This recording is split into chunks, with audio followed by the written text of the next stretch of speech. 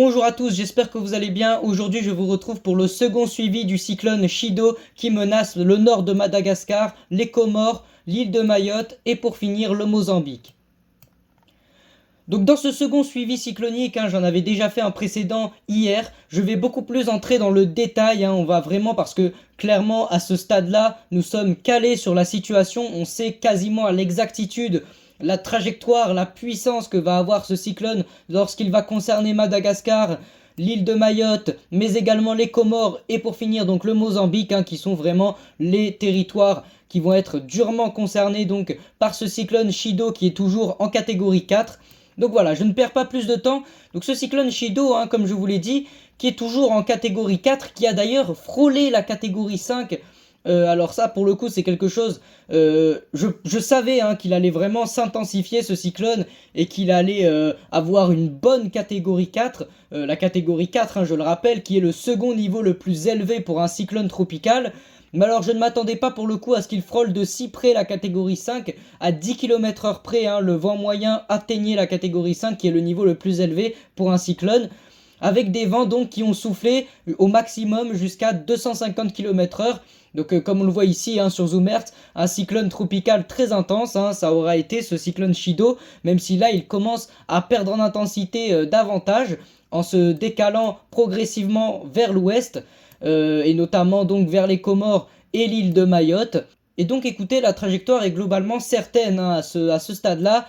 Le cyclone donc va continuer de se décaler vers l'ouest, il va commencer à de plus en plus perdre en intensité. Pour l'instant il est toujours en catégorie 4, mais il perd vraiment très rapidement de l'intensité. Il va passer tout juste au nord de Madagascar.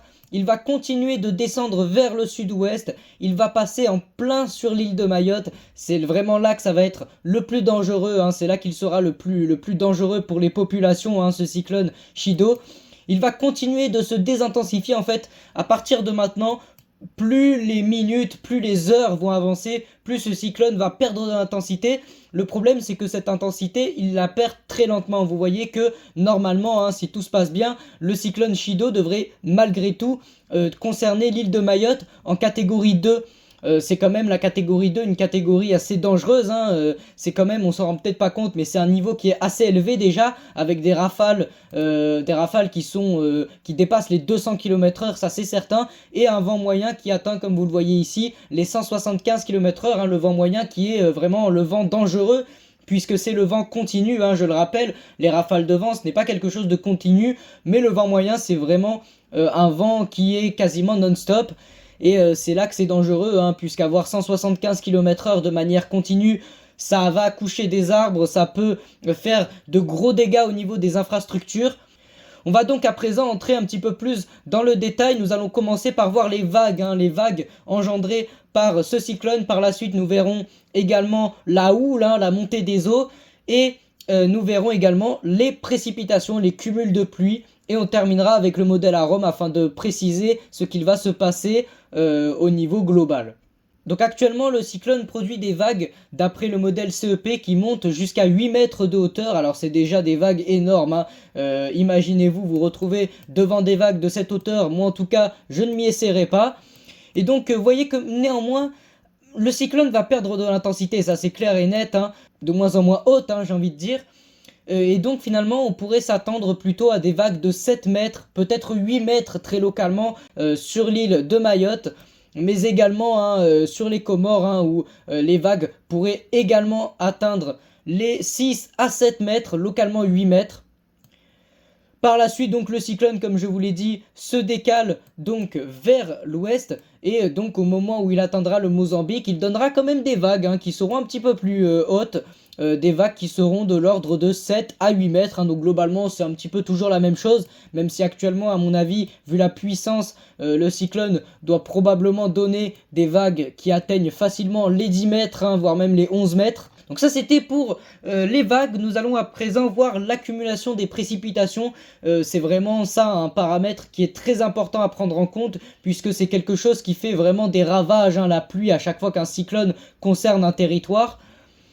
Donc on le voit finalement assez bien cette trajectoire du cyclone qui vient passer au-dessus donc de Madagascar, enfin au-dessus, il passe quand même, il épargne un petit peu moins Madagascar que hier, hein. Comme je vous l'ai dit, le cyclone est vu un petit peu plus au sud, et vous voyez qu'on a quand même une accumulation de 65 mm de pluie, hein, à Madagascar sur la moitié nord, et puis c'est globalement, vous voyez, quand même une assez large partie du territoire qui est concernée. On peut monter jusqu'à 80 mm de pluie, hein, en partant d'aujourd'hui jusqu'à le moment finalement où le cyclone va concerner les terres. Vous voyez que là, on est tout de suite sur des valeurs qui sont beaucoup plus importantes, hein. On monte jusqu'à 160, 200 mm de pluie entre aujourd'hui et donc le dimanche 15 décembre, hein, bien évidemment, date française.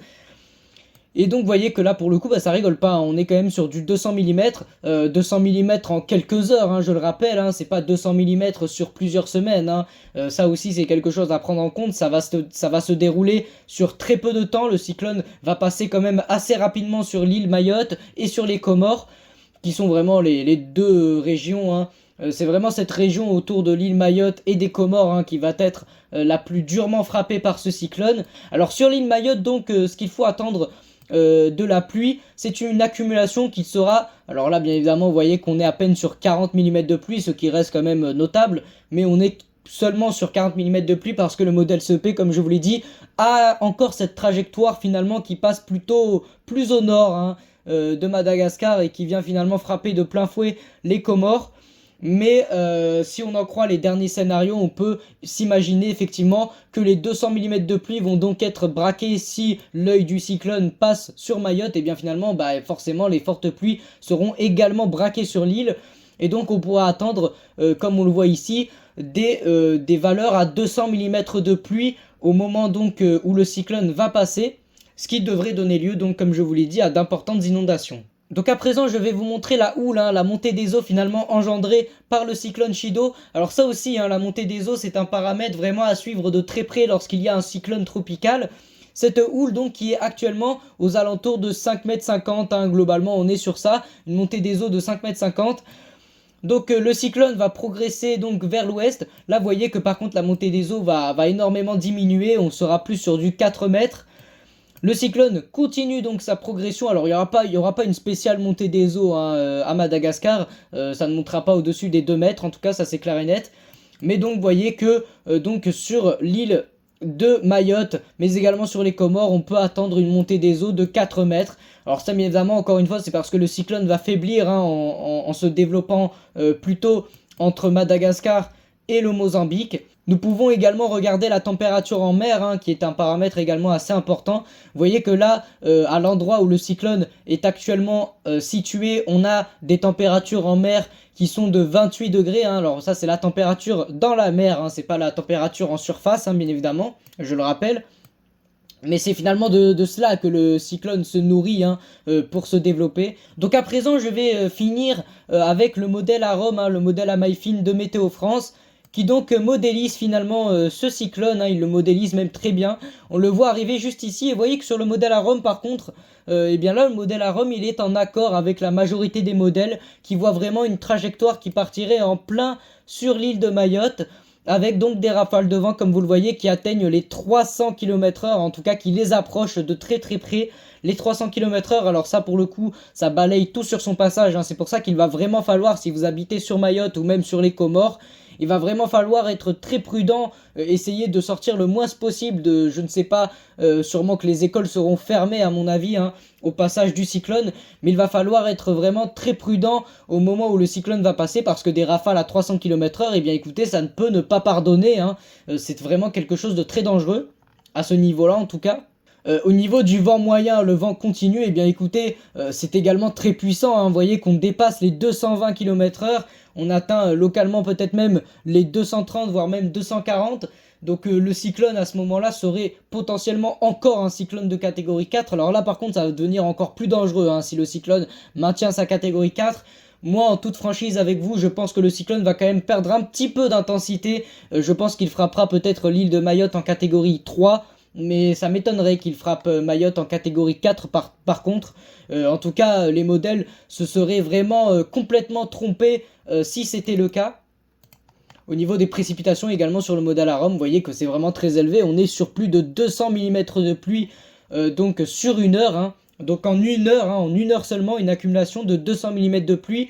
On peut imaginer ce que ça donnerait sur plusieurs heures. C'est vraiment quelque chose d'énorme. Et donc ça pourrait donc normalement, enfin ça va même normalement concerner l'île de Mayotte et une petite partie des Comores. Voilà, moi en tout cas, j'arrive au terme donc de ce suivi cyclonique. J'espère vous avoir bien expliqué la situation. On termine avec cette image finalement assez effrayante de ce cyclone qui est pour l'instant en tout cas, et de très loin d'ailleurs, le plus puissant de cette saison cyclonique dans l'océan Indien. Moi en tout cas, voilà, je vous dis c'était Yota, j'espère vous avoir bien expliqué cela, et je vous souhaite une bonne fin de journée.